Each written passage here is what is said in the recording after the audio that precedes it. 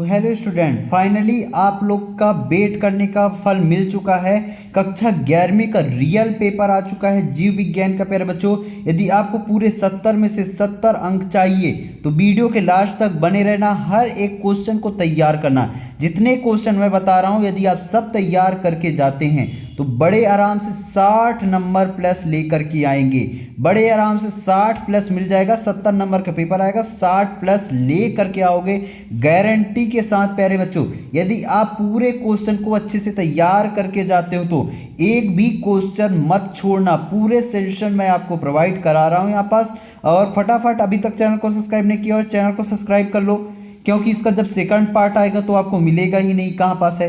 तो जैसे ही मैं डालूंगा तो आपके पास नोटिफिकेशन आ जाएगा, है ना। तो चैनल को सब्सक्राइब कर लो, बहुत ढूंढना पड़ता है ना चैनल की कौन से चैनल से देखे थे, तो चैनल को सब्सक्राइब कर लिया करो। और इसका पीडीएफ चाहिए तो टेलीग्राम से ले लेना, ठीक। यहाँ पास देखो, ऑब्जेक्टिव क्वेश्चन, पहला क्वेश्चन में सही विकल्प था। पहला क्या है, निम्न में से जीवाणु जनित रोग है। तो जीवाणु जनित रोग कौन सा है प्यारे बच्चों, तो इसका आंसर क्या होगा, इसका आंसर होगा उपरोक्त सभी। क्या क्या हैं, उपरोक्त सभी, यानी टाइफाइड, गोनेरिया और हैजा, ये सभी जीवाणु से ही क्या होती हैं, बीमारियां होती है। इसलिए इसका आंसर होगा उपरोक्त सभी, ठीक। फिर दूसरा क्वेश्चन क्या है, 5 जगत वर्गीकरण में एक कोष की यूरियोटिक जीवों को किस समूह में रखा गया था। तो इसका आंसर ऑप्शन क्या है, मोनेरा में, पोटिस्टा में, या फंगाई में, या प्लांटी में। तो इसका आंसर होगा बी नंबर, पोटिस्टा में, ठीक। फिर अगला क्वेश्चन क्या है, अगला क्वेश्चन यहाँ पास देखो, तीसरा नंबर, दलहनी पौधे की जड़ें की ग्रंथियों में पाए जाने वाले जीवाणु का नाम जो नाइट्रोजन स्थिरीकरण में भाग लेता है उसे क्या कहते हैं, राइजोसोम। क्या कहते हैं, राइजोसोम। आ नंबर करेक्ट ऑप्शन होगा, ठीक। अगला क्वेश्चन क्या है, चौथा नंबर यहाँ पास देखो, जड़ें विकसित होती हैं, ये वाला, इसका आंसर क्या होगा, मूलांकर से। क्या होगा इसका, मूलांकर से, ठीक। फिर अगला क्वेश्चन यहाँ पास देखो, 5वां नंबर क्या है, श्वसन मूल पाई जाती है, तो कहाँ पाई जाती है, 5वें का होगा आ नंबर, राइजोफोरा में, ठीक। फिर यहाँ पास देखो 6वां क्वेश्चन क्या है, रंध्र की संरचना में कौन से भाग दिखाई देता है। तो कौन से भाग दिखाई देता है, रक्षा कोश का भी दिखाई देती है, सहायक कोश का भी, फ्लोरोप्लांटा भी, यानी इसका आंसर सभी होगा। क्या होगा, सभी में, ठीक। फिर यहाँ पास ये इंग्लिश मीडियम वालों के लिए है, जो इंग्लिश मीडियम के बच्चे हैं उनके लिए वे तैयार कर सकते हैं, ठीक। फिर यहाँ पास देखो क्वेश्चन क्रमांक दूसरा, ये 6 नंबर का क्वेश्चन है प्यारे बच्चों, रिक्त स्थान की पूर्ति करने को आया हुआ है। पहला क्वेश्चन क्या है, कैपेरियन पटकाएँ खालिस्तान में पाई जाती हैं, तो इसका आंसर क्या होगा, इसका आंसर होगा एडोल्ड मिस, ठीक। क्या है, एडोल्ड में, ठीक। इस तरीके से आप लिख लेना। रक्षा कोशिकाएं खालिस्तान में पाई जाती है, तो कहाँ पाई जाती है, रंध्र में, ठीक। फिर अगला क्वेश्चन क्या है, जड़ का सिरा एक टोपी नुमा रचना द्वारा सुरक्षित रहता है जिसे खालिस्तान कहते हैं, जड़ टोपी कहते हैं। क्या कहते हैं, जड़ टोपी कहते हैं, ठीक। फिर अगला क्या है, यहाँ पास देखो, राइबोसोम्स खालिस्तान के संश्लेषण में सहायक होते हैं, तो किसमें सहायक होते हैं, प्रोटीन में, ठीक। फिर अगला क्या है, जीव की संरचनात्मक व क्रियात्मक इकाई खालिस्तान होती है, तो क्या होती है, इसका होगा कोशिका। क्या होगा, कोशिका, ठीक।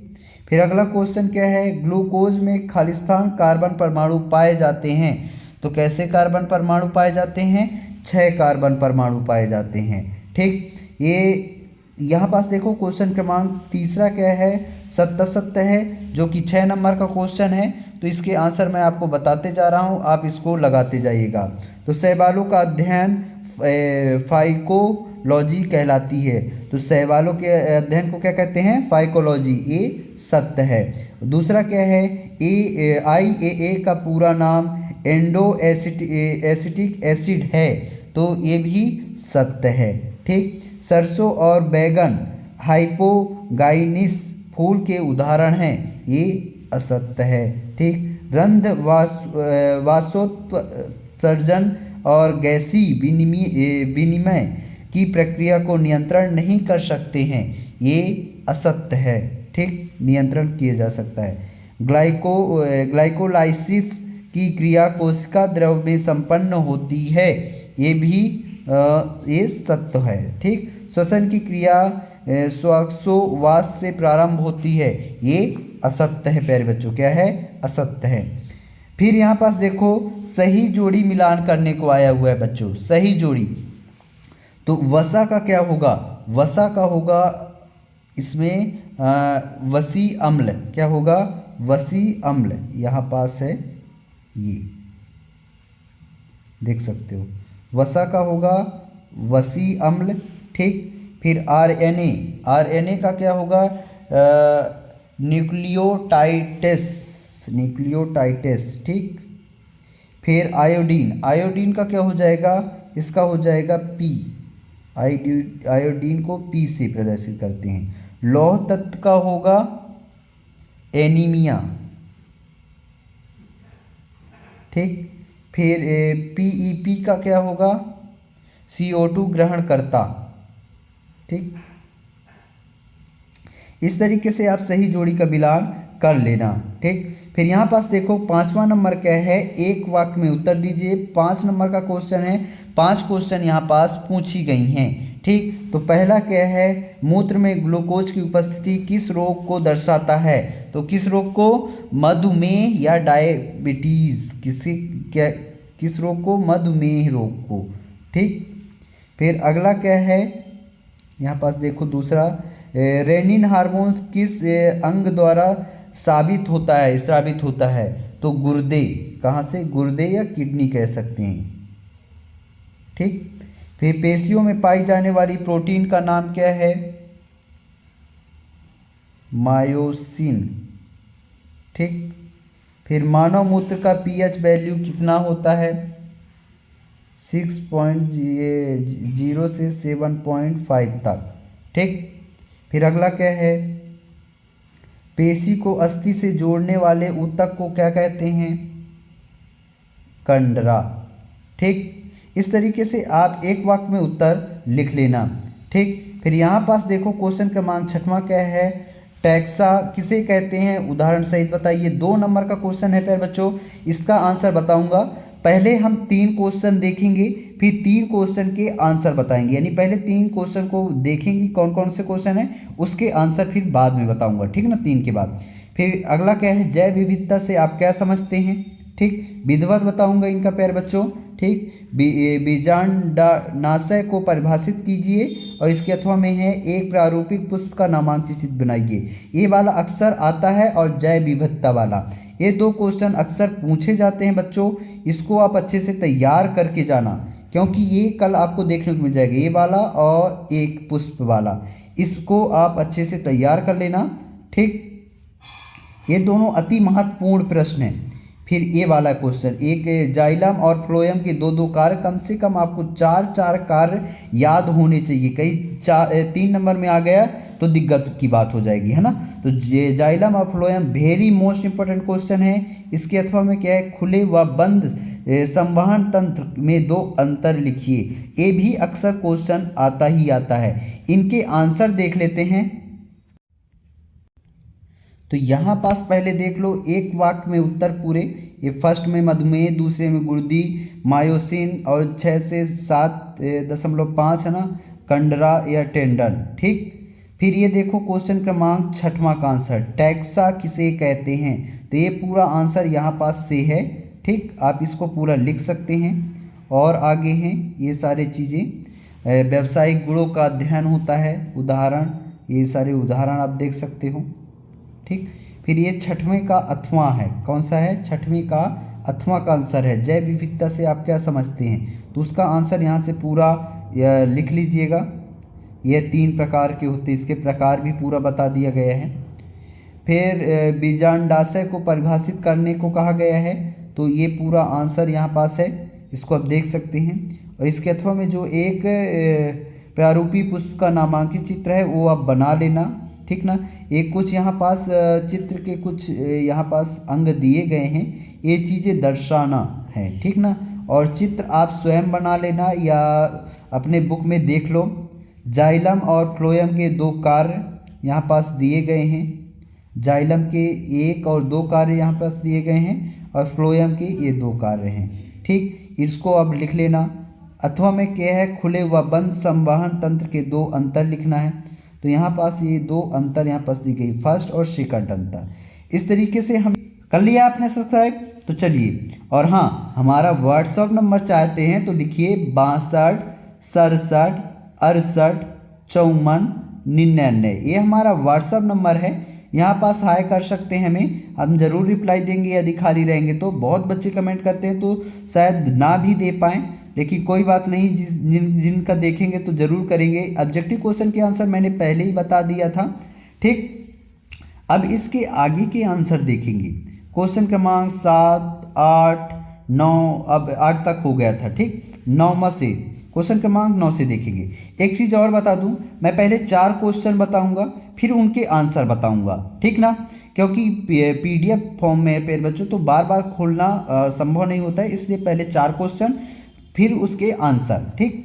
तो 9वां क्वेश्चन क्या है, अर्ध स्वनियंत्रित कोशिका अंग के किसे कहते हैं, और इसके अथवा में है कोशिका भित्ति के 2 कार्य। तो कोशिका भित्ति वाला अवश्य आता है, very very most important question है प्यारे बच्चों, ठीक। फिर अगला क्या है, ब्लैकमैन का समीकरण सिद्धांत लिखिए, और इसके अथवा में है क्रॉस एनाटोमी को परिभाषित कीजिए।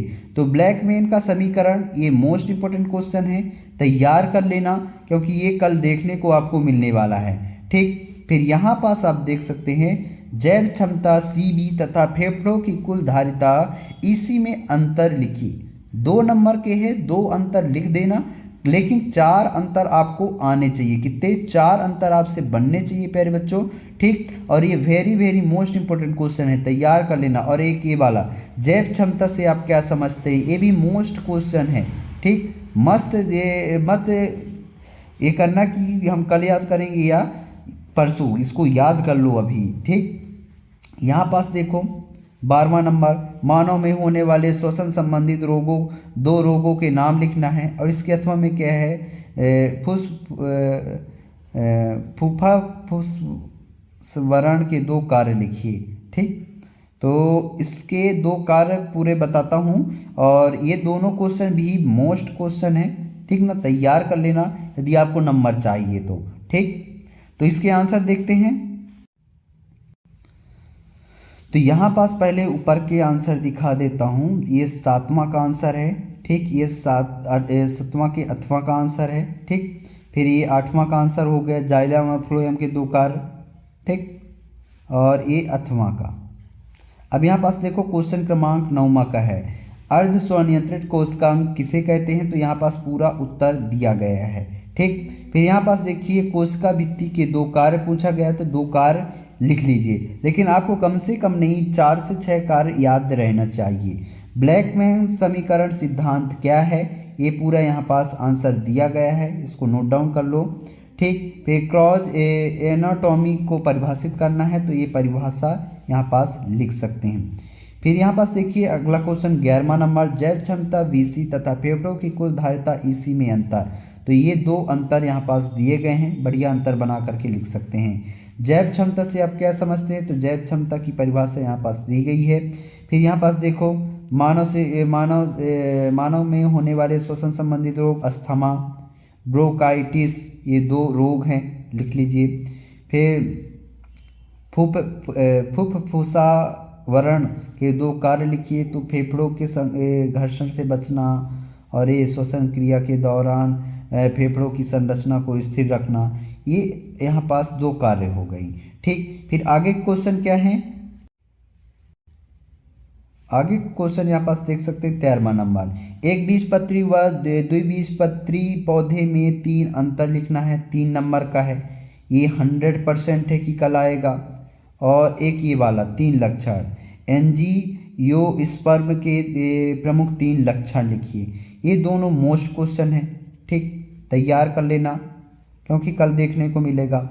और एक ये वाला प्यारे बच्चों, ये तो अति महत्वपूर्ण मोस्ट क्वेश्चन है। यूकैरियोटिक, प्रोकैरियोटिक और यूकैरियोटिक कोशिका में कोई 3 अंतर, आपको कम से कम 5 अंतर याद होने चाहिए। और अथवा में क्या है, जंतु कोशिका का नामांकित चित्र, ये अक्सर पूछे जाने वाले क्वेश्चन हैं, ठीक, इनको याद करके जाना, ठीक बच्चों। फिर यहाँ पास देखो एक ये सी व C4 पौधे में 3 अंतर लिखिए, ये वाला एक क्वेश्चन होगा कहीं। और इसके अथवा में है प्रकाश संश्लेषण की क्रिया को प्रभावित करने वाले 3 कारकों का वर्णन कीजिए। 3 नंबर का है, यानी 4 कारक आपको लिखना है अच्छे से। तो इसके आंसर मैं आपको बता दूंगा, ठीक। फिर ECG को सचित्र समझाइए। और इसके अथवा में है मनुष्य के हृदय की संरचना को बताइए। तो हृदय वाला ये वेरी मोस्ट क्वेश्चन है, अच्छे से तैयार कर लेना। और हृदय पेशी की संरचना चित्र सहित स्पष्ट कीजिए, ये भी मोस्ट इंपॉर्टेंट क्वेश्चन है, इसी के अंतर्गत ये भी है ना। तो अच्छे से तैयार कर लेना। फिर यहाँ पास देखो अथवा में क्या है, केचुए के विभिन्न खंडों के नामांकित चित्र बनाना है, 4 नंबर का क्वेश्चन है, ये भी मोस्ट क्वेश्चन है, अति मोस्ट इंपॉर्टेंट क्वेश्चन है। एक ये वाला भी क्वेश्चन अक्सर आता है, क्रेब चक्र की क्रिया का ग्राफी निरूपण कीजिए। और इसके अथवा में है ग्लाइकोलाइसिस की क्रिया को ग्राफी निरूपण कीजिए, ठीक। तो इनके आंसर बता रहा हूँ, नोट डाउन कर लो। तो यहाँ पास आप देख सकते हैं एक बीजपत्री और द्विबीजपत्री में अंतर। ये बीजपत्रों की संख्या में यहाँ पास दी गई है कि एक बीजपत्री में पौधों की में, मतलब यहाँ पास आप 3 कॉलम बनाना, पहले में लिखना कारण, फिर दूसरे में एक बीजपत्री और तीसरे में द्विबीजपत्री। तो कारण में ये फर्स्ट आ जाएगा, और एक बीजपत्री में ये, और द्विबीजपत्री में उधरखंडी में ये चला जाएगा, है ना, ऐसे करके।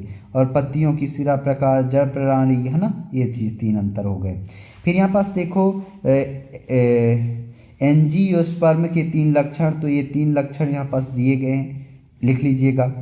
यूकैरियोटिक और प्रोकैरियोटिक में अंतर, तो कोशिका नाभिक के थ्रू, ऑर्गेनेल्स के थ्रू, DNA संरचना के थ्रू, ये यहाँ पास 3 अंतर दिए गए हैं विधिवत। जंतु कोशिका का जो नामांकित चित्र है प्यारे बच्चों, उसको आपको अपने बुक वगैरह में देख लेना है और वहाँ से करना है। C3 और C4 पौधे में अंतर था प्यारे बच्चों, C में नहीं था अंतर, क्वेश्चन में थोड़ा गड़बड़ है वहाँ। C3 और C4 में तो ये प्राथमिक उत्पाद, है ना, के थ्रू, एंजाइम भूमिका के थ्रू, प्रकाश, तापमान, ये 3 पॉइंट हैं। ये C3 में पहला पॉइंट और C4 में पहला पॉइंट, ये C2 में दूसरा पॉइंट, और C3 में, और ये C4 में दूसरा पॉइंट, ऐसे करके आपको लिखना है ना। प्रकाश संश्लेषण को प्रभावित करने वाले कारक, तो ये 2 कारक हो गए, ये तीसरा कारक हो गया। 16वां नंबर ECG का सचित्र वर्णन करना है। तो यहाँ पास आप देख सकते हैं ये सारी चीज़ें, चित्र आपको स्वयं बनाना है, बुक वगैरह में देख लेना। मनुष्य के हृदय की संरचना, इसको भी आपको स्वयं करना है प्यारे बच्चों, इतना आपको लिख लेना है। और इसके बाद ये जो चित्र वगैरह है वो अपने बुक से देख करके बनाना है। हृदय पेशी संरचना, इसके भी यहाँ पास संरचनाएं वगैरह दी गई हैं, पर चित्र नहीं है, चित्र आपको अपने बुक से है। बाकी थ्योरी वाला जो है, मतलब जो लिखना है वो चीज़ें यहाँ पास आप देख सकते हो, कार्य वगैरह भी लिख देना। चित्र जो है वो अपने से बनाना है ना, बुक में देख करके। फिर इसके अथवा का आंसर, केचुए के विभिन्न खंडों का नामांकित चित्र, तो जो लिखना है तो यहाँ पास लिखा हुआ है मुख्य खंड वगैरह, और जो चित्र है वो आपको अपने बुक से देख करके सीख लेना है, ठीक। क्रेब चक्र की क्रिया का ग्राफी निरूपण कीजिए, तो ये क्रेब चक्र वाला क्वेश्चन का है। तो ये सारी चीज़ें, मुख्य चरण वगैरह सारी चीज़ें दी गई हैं। ग्राफी निरूपण को जो है, ग्राफी निरूपण, वो अपने बुक वगैरह में देख लेना कैसे निरूपित किया गया है। ग्लाइकोलाइसिस की क्रिया का ग्राफी निरूपण, तो ये कुछ चरण वगैरह दी गई हैं, लेकिन जो ग्राफी निरूपण हैं वो अपने आप बुक में देख लेना, ठीक। फिर यहाँ पास देखो प्रश्न क्रमांक 19, रक्त के के जमने की क्रिया को समझाना है। और इसके अथवा में है मनुष्य के हृदय में आवेग का संवहन किस प्रकार होता है। ये 4 नंबर का है। रक्त का थक्का वाला वेरी मोस्ट इंपॉर्टेंट है, इसको आप छोड़ भी सकते हैं लेकिन ऊपर वाला तैयार कर लेना। फिर परजीवी प्लेटेस्टिया के 4 विशेष लक्षण बताना है, ये भी मोस्ट इंपॉर्टेंट क्वेश्चन है। ठीक, और एक ये वाला क्वेश्चन पोरीफेरा संघ के प्रमुख 4 लक्षण, ये भी अति मोस्ट इंपॉर्टेंट क्वेश्चन है। इनके आंसर बता रहा हूँ, याद कर लेना। ठीक, ये रक्त के थप्पे जमने की प्रक्रिया, ये परिभाषा हो गई, कुछ चरण दिए गए हैं, इनको आप लिख सकते हैं। ठीक, ये सारी चीज़ें। फिर मनुष्य के हृदय में आवेग का संवहन किस तरीके से होता है, ये सारी चीज़ें दी गई हैं। फिर परजीवी ये प्लांटेनिज्म के 4 विशेष लक्षण। फिर पोरीफेरा संघ के 4 लक्षण। ठीक, तो इस तरीके से हमने पूरे आंसर बता दिए हैं, है ना।